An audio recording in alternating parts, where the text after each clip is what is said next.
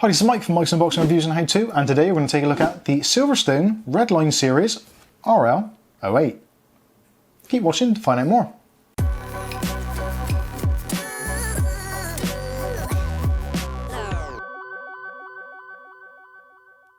Okay, so today we're going to take a look at the Silverstone RL08. Now for me personally, this is the first time I've come across a Silverstone case, or at least knowingly, and Silverstone have reached out to me and said, Mike, would you like to review this case for us? So I thought, well, why not? I've not seen one before, so it'd be interesting to see what Silverstone's build quality is like, their product in general, and see how it all goes together. So this is the RL08. Now this follows on from a long line of the Redline series of cases and has been modernised and updated for 2019 going into 2020. So some of the modern features that we've got are a nice meshed front, side intakes, tempered glass side panels, removable magnetic filters, and basically the kind of square, plain but simple and stylish design. So let's start from the front. So on the front we've got the fully meshed design all the way from top to bottom. There is a 5¼ inch bay which is removable, so should you wish to put a Blu-ray or DVD or some kind of fan controller in there, then you're more than welcome to do so. I personally like the nice flat look. And for me personally, I would have preferred to have seen this as one complete unit and taken away the 5¼ inch bay altogether. But again, that's just my opinion. At the bottom, we've got the nice Silverstone logo, and alongside on this left-hand side, we've got our control area, which also acts as a chimney area for allowing air to ventilate through, which oddly isn't part of the ventilation system, but is there anyway. Design-wise, I think it looks great anyway. So on the front you've got two USB 3.0s, a headphone and a microphone jack, and you've got a nice clicky power button which is also illuminated. Now behind this mesh we've got, surprisingly, more mesh, which actually helps out with the cooling, and the front panel is removed relatively easily. So push on, push fit, and as you can see it's quite a good mesh quality. Not enough to let dust and dirt through, but enough to let air flow through. So for me that works really well.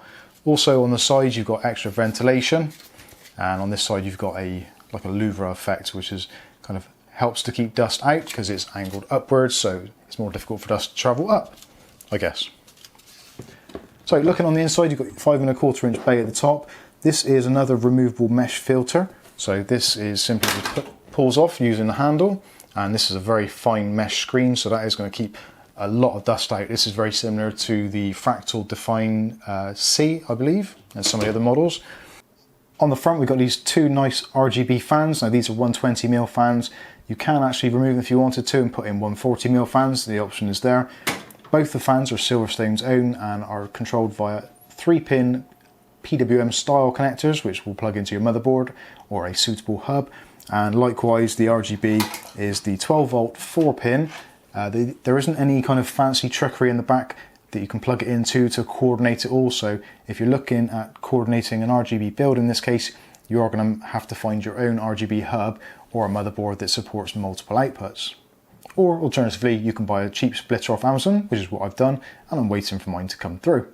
So let's move around to the back of the PC. So if I undo the thumb screws, now the thumb screws on this case aren't captive, which for some people may be a shame, but actually I quite like it because sometimes if you thread the screws a little bit wrong, it's quite nice that you can just actually replace them with different screws.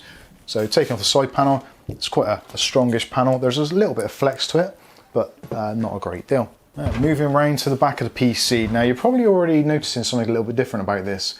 And yep, it is an upside down Micro ATX layout, which for me personally, I'll be completely honest, I'm not a massive fan of. I don't like it. It doesn't seem to work, although from the testing that they've done in this case, everything appears to check out A-OK. But for me personally, it's not the greatest of ideas, especially with things now such as graphics cards, which have got illumination along the side with their logos, such as the Sapphire one, which you may be able to see in the background. A lot of cards have it, and video cards, pretty much all of them say GeForce along the side of them. It is becoming a more and more common thing. So in a build, when you're spending a little bit more money, if you've got a nice graphics card and it's upside down, it looks weird. It isn't a great look. But for some cards which are slightly plainer, you may be able to get away with it. But anyway, let's get back to the back of the case. So storage wise, we've got options on the back here. So you can have two 2.5-inch drives on this back plate, which is removable. You've got a nice big cutout here for access to your rear of your CPU cooler or water cooling solution. Moving down, we've got a nice large area for a basement for the power supply, which is fully filtered at the bottom. There's a really nice removable filter on the bottom, which I'll just take out now. And this one is a nice rigid plastic with the same mesh as what we've got on the front, and it fits into nice rails on the bottom. And I actually prefer these a lot more than some of the cheaper mesh ones for obvious reasons. And it even goes in pretty easily, even one-handed. So moving around, next to that we've got this 3-drive bay, so you can get three 3.5-inch drives in here, and there are 3 caddies included straight out. Now you can put 2.5-inch drives if you want to. There are mounting options for that, so that potentially is a possibility. So already 3 3.5-inch drives, 2 2.5-inch drives there. Yeah, that's quite a lot of storage for a Micro ATX solution. Now, if you want a little bit more space down here for whatever it may be, larger power supply, captive cables, that kind of thing, then this drive area is fully removable. 4 screws on the base, 1 screw on the side, and this whole unit can be removed if you don't have any use for it. So moving around slightly more, we've got this nice recessed area here, and we've got some Velcro for cable management, which is nice to see. Again, very similar to the Fractal Define C. Also, you've got the angled rubber grommets as well, so for cable pass-throughs. Again, very, very reminiscent of the Fractal Define. Moving up through, we've got some cutouts for cables to go through, which oddly are right next to the grommets, but again, depending on what you're doing, what your setup is, maybe some of the cables you want to take that way, some of the cables you want to take forward for maybe the RGB on the front. Who knows? But again, lots of flexibility. There's actually a couple of tie-down points as well. So you've got Velcro there. There's also the tie-down points if you want to use those instead. There's a tie-down point there, there, and I think there's a couple at the top here above as well. Yep, so plenty of areas for cable management. There's quite a nice deep recessed channel, so cable management in the back shouldn't be a problem, and you're not going to be fighting to get the rear panel back on. Moving on to the top, so on the top we've got an area for mounting 2 140mm fans or 2 120mm fans, or a radiator if you see fit. The included filter on the top is actually very...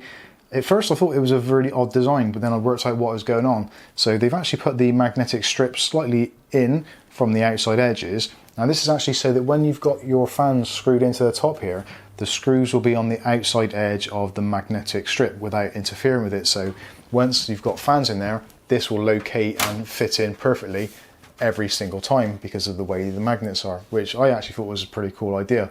Whether it was intentional or whether it just happened as an accident, I don't know, but I actually quite like it. I think it's pretty ingenious. So moving round to the back, or the rear I should say. That's the back, that's the rear. Either or either. So again, because this is an upside down ATX or Micro ATX, now you've probably seen from some of the B-roll I've already shot, I have put a motherboard in here and a graphics card, just to get a feel for how it all works and where items will end up, all that kind of stuff. And you can see I've forgotten to put 2 of these blanking plates back in, but never mind. Now actually, if you want to see a build on this, there is going to be a build. I'm doing a live stream this evening, so possibly if you've watched the live stream already, you'll know more about this case than you do by watching the video. But anyway, if you want to see how the build went, then you can watch the live stream, which will be linking up here or in the description below at some point in the future.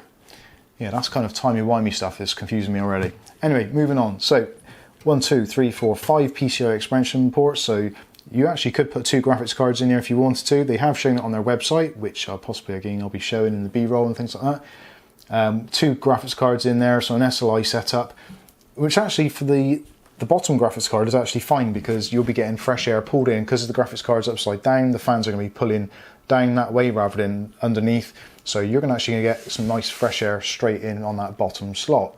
The graphics card here sandwiched in the middle, possibly not so much. It will be getting airflow coming from the front fans. This is set up and designed primarily as a positive pressure case, hence 2 fans on the front, 1 fan on the rear. And that is pretty much what they're expecting you to do with it. So keep it positive pressure to keep pushing the hot air out of the case. You could possibly reverse things and put a radiator on the front. Now that is something I haven't actually come onto yet. You can actually put quite a lot of water cooling in here. Maybe we'll go into that when we go on the inside of the case so I can show you in more detail. Anyway, so single 120mm fan on the bottom, or middle, or back, whichever you want it to be. 120mm fan, that is included straight out of the box as well, so you don't have to purchase anything else. There is a little bit of adjustment up and down on that, but you can't get anything bigger in there. 120 is the limit. At the bottom, standard size ATX power supply size, and again, like we said, it's all completely filtered.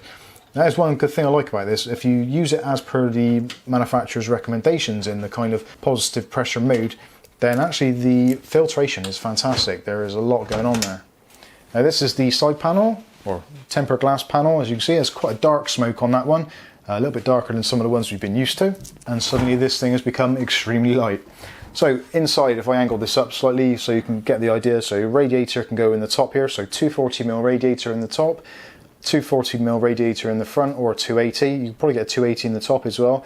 The one thing I will say is, depending on your graphics card and what graphics solution you're using, because of the height between where your Micro ATX board is going to be and the actual case itself, then you may want to consider taking some measurements first of all. They do actually say that the combined thickness should be no more than 30mm if you're using a 280 or 240 radiator, which actually is very, very slim. So that's like a 15mm radiator and a 15mm fan, which are not really the norm. Most all-in-ones are generally 27 to 30mm depth as standard, and fans are generally around about the same 15 or slightly more.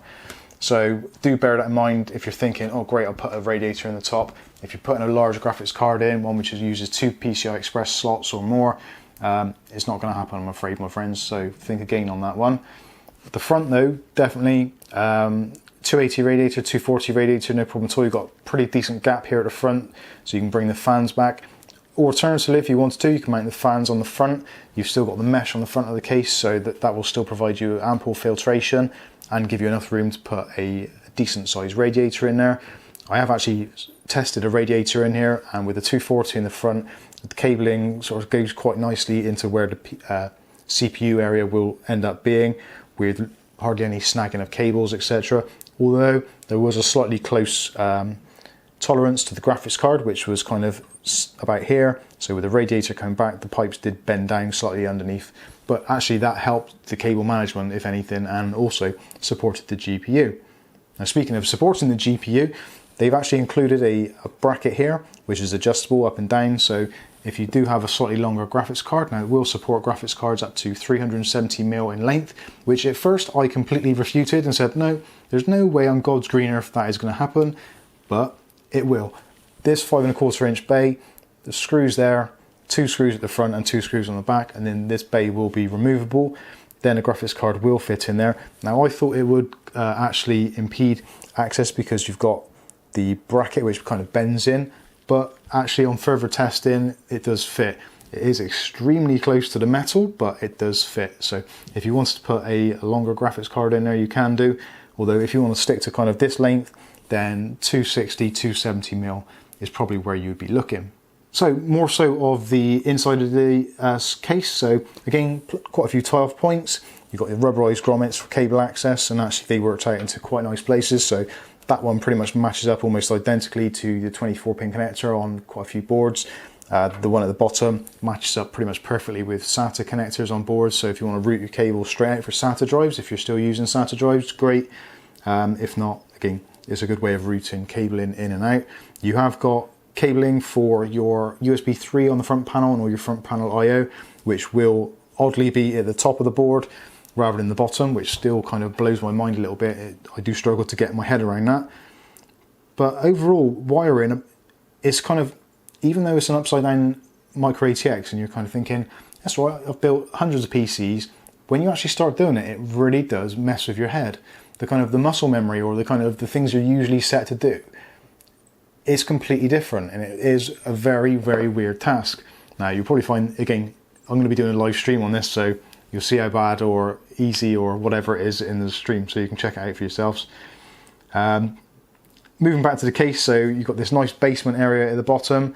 There is a rubber grommet in the bottom here. I'm not entirely sure what that would be for, because essentially around about this area here is going to be for your fan headers for your CPU, your 8-pin or 4-pin EPS connector for your motherboard power supply is going to be kind of over in this corner. So if that was over this side more, then I would understand it. There's also another cutout here which doesn't have a grommet on. Right next to one it does have a grommet, which again seems a little bit of an odd choice why you would have two holes very close to each other but one grommeted and one not. Now for me personally, with the ASRock Steel Legend Micro ATX board, there's actually a massive heatsink on the top of the board which goes over the VRM, which actually covers up pretty much most of that hole there anyway, so I would have to use that, or some very clever cable management to use that hole. So maybe they have thought about it and they've done a few builds and they've actually said, oh actually we need another hole there in case that one's covered over, in which case fantastic, great job guys, a job certainly well done. Again, we'll find out in due course when we do a build in this thing. So that pretty much covers all of the inside, the front, the back side and the rear. So let's take a look at the bottom. So on the bottom, not very exciting. Again, 4 screws there, which we talked about for removing the hard drive caddies or drive bays, however you want to pronounce it or put it. Rubberized feet, which is quite nice, and also the case is raised off the ground by about nearly an inch, so plenty of air clearance for getting air up in the front and also into the power supply at the back. Again, got this really nice removable filter for the power supply, which I do like to see, and you would expect to see, to be honest with you, at this kind of price point. That would be kind of the #1 priority, getting some decent filtration. Chances are if you're spending around about 70 to 80 pounds on a case, you're going to be spending that's essentially 10% of normally most build prices. So you're looking at a sort of 800 to £1,000 machine, and for that you would expect some pretty decent filtration. So that pretty much wraps up this unboxing and overview of the Silverstone RL08.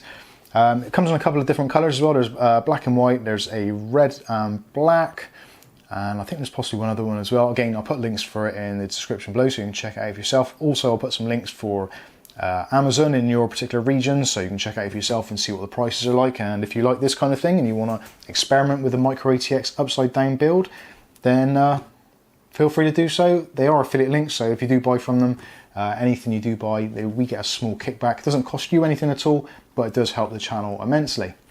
So, I've been Mike, this is Mike's Unboxing Reviews now too, and we will hopefully see you in the very next video, or live stream. Thanks for watching.